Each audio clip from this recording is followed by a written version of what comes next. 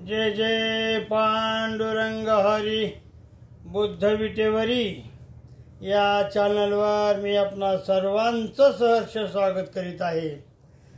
बंधूंनो, सांगायला आनंद वाटतो की काल जो मी व्हिडिओ प्रसिद्ध केला आणि शीर्षक होता छत्रपती शिवाजी महाराजांच्या राज्यात तुकाराम महाराजांचा खून पचतोच कसा, मग याच्या पाठीमागचा उद्देश काय आहे।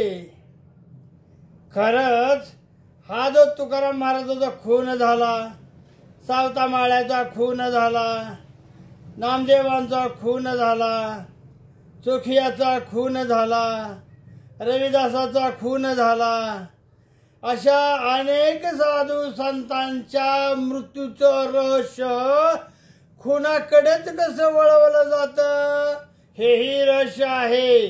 आणि म्हणून एक उद्विग्न करणारा विचार माझ्या मनामध्ये आला की श्री छत्रपती शिवाजी महाराजांचं जिथं राज्य होतं आणि ज्या राज्यामध्ये श्री संत तुकाराम महाराज आणि त्यांचा खून कसा होऊ शकेल। बरं, जर खून झालाच असेल खून इंद्रायणीच्या काठी, तर मग बहिर्जी नाईक काय करत होते। एवढ्या मोठ्या महान संतांच्या खुनाची बातमी छत्रपती शिवरायांना कळाली कशी नसेल। अहो, साध एका मुलीवर एका रांझ्याच्या पाटलानं वाईट नजर ठेवली म्हणून त्या रांझ्याच्या पाटलाचं हातपाय कलम करण्याची शिक्षा बाल शिवाजीने दिली, बाल शिवाजीनं। मग हे छत्रपतीचं राज्य आणि हे छत्रपतीच्या राज्यामध्ये तुकाराम महाराजांसारख्या नावाजलेल्या एका संतांचा खून कसा होईल, हा माझा प्रश्न विचारलेला आहे। कारण तसा माझ्याही प्रश्नाला पुरावा नाही, तसा जी मंडळी म्हणतात की खून झाला असेल, वैकुंठ गमन, अमुक तमुक, विमान कुठून आलं, तर त्यांच्याही विधानाला काहीही पुरावा नाही, हे लक्षात घ्या। अगोदर सगळ्याच गोष्टीचे पुरावे मागितले जात नाही। आज आपण पाहतो की 13व्या शतकामध्ये जी भक्ती बांधली आहे म्हणूया आपण, किंवा एक संतांची क्रांती झाली म्हणूया आम्ही, भक्तीचा जागर झाला असेल, कोणी त्याला भक्तीचा जागर म्हणतो, तर वारकरी संप्रदाय त्याला क्रांतीची मसाल म्हणतो, क्रांतीची। पण वारकरी संप्रदायामध्ये जे काही अन्य विचारधारेनं जे अतिक्रमण केलं, तिनं मात्र सरसुदपणे नाव काय दिलं, भक्तीचा जागर। पण तो भक्तीचा जागर नव्हता, तर ती बहुजनाची सामाजिक अशी पहिली क्रांती होती आणि पहिल्या क्रांतीचा नायक होता चोखोबा मेळा।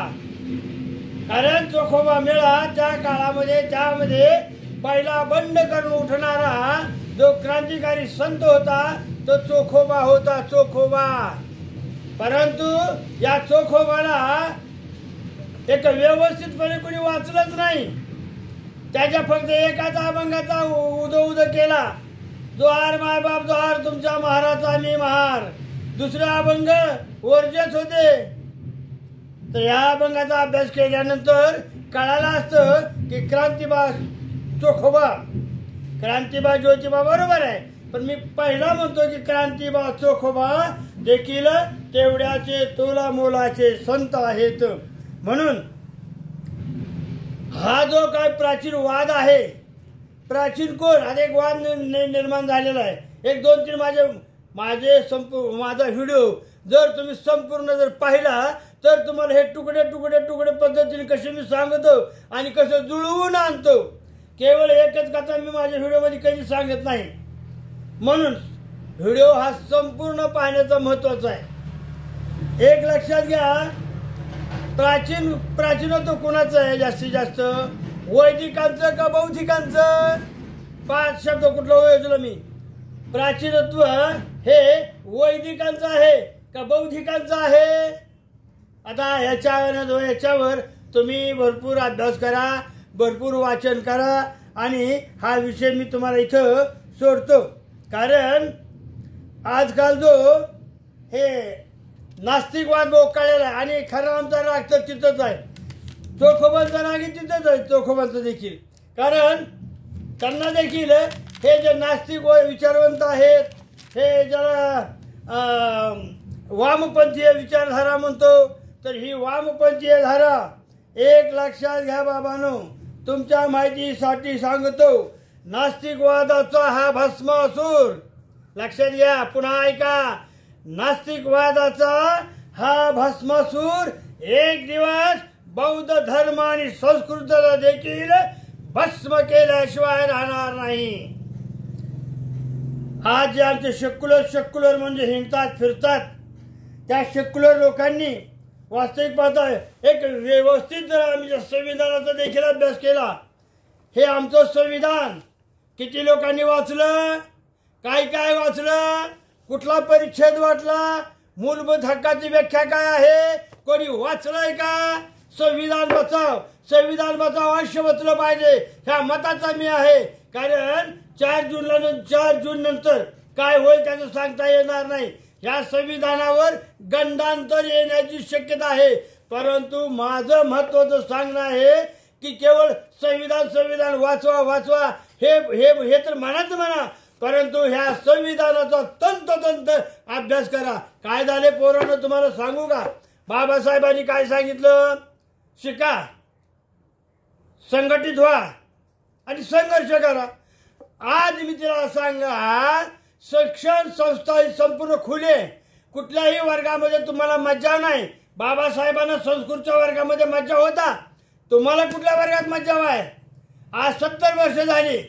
मग 70 वर्षामध्ये जी काही प्रगती केली असेल बहुजनांनी, त्या बहुजनामध्ये 60% हे बाबासाहेबांचे अनुयायी आहेत.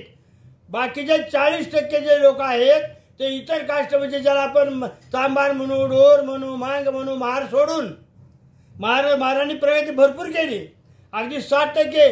परंतु 60% तरी का, 100% का नाही? अरे एवढा मोठा विद्वान बाप 32 डिग्र्यांचा मालक आणि त्याच्या पोरांनी फक्त 60%वर यावं का? त्याने काय 100 गाठू नये? तर हे गाठणं आवश्यक आहे. म्हणून एक पुन्हा दुसरं काय सांगितलं? शिका, संघटित व्हा. जिथं शिक्षणच कमी आहे किंवा जिथं शिक्षणच नाही, बरी आता मलाही फोन आला होता एवढ्यामध्ये, फोन आला होता आणि मनुस्मृतीच्या संदर्भात त्यांनी विचारलं होतं. वास्तविक आम्हा दोघांच्या संभाषणामध्ये मनुस्मृतीविषयी निघाला. मी त्या व्यक्तीला म्हटलं, एवढ्याच फोन होता, मी काय त्यांचा फोन नंबर देत नाही किंवा त्यांचं नावही सांगत नाही, अशी नावं सांगायची नसतात. त्यांनी विचारलं, मनुस्मृतीमध्ये एकदम घाण आहे. मी त्यांना पहिला प्रश्न विचारला, बाबा तुम्ही मनुस्मृती कितपत वाचली? संस्कृतमध्ये जर येत नसेल तुम्हाला तर मराठीत का होईना, आपण त्याचा अनुवाद कुठेतरी उपलब्ध आहे, तर तुम्ही ती मनुस्मृती वाचली का?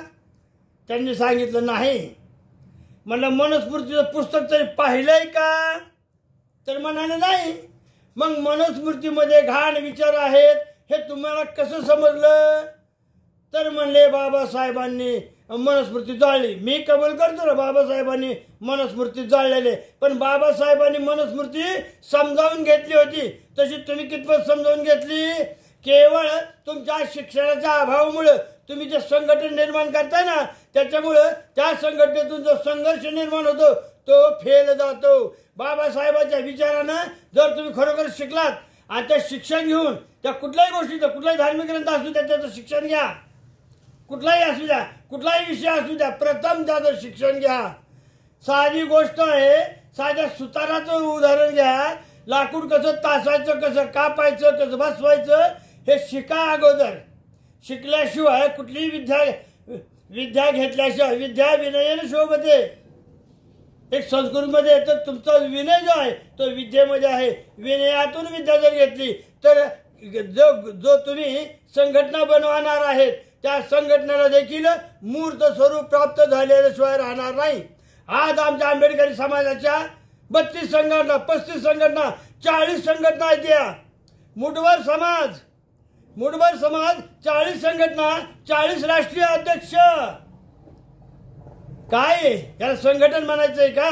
आणि मग यांनी जो निर्माण होतो संघर्ष, यांनी जो निर्माण करायचा असतो संघर्ष या मनुस्मृतीच्या विरोधामध्ये किंवा या आपल्या संविधान बचावाच्या संदर्भामध्ये, ते नक्कीच यशस्वी झाल्याशिवाय राहणार नाही. म्हणूनच सांगा असं वाटतं, हिंमत कशी होते संविधान बदलण्याची? तर जो बदलणार आहे 1920 सालापासून ते 1925 सालापासून संविधानावर त्यांची नजर आहे. तुम्ही म्हणाल गुरुजी 1950 साली संविधान लागू केलं, तुम्ही 25ची बातमी काय धरताय? ज्याला कळालं असेल त्याला ते कळालं. मी बाबासाहेबांनी 26 जानेवारी 1950ला संविधान दिलं आणि तुम्ही म्हणता 1925 वर्षाचा फरक का? ज्याला समजलं त्याला अलविदा.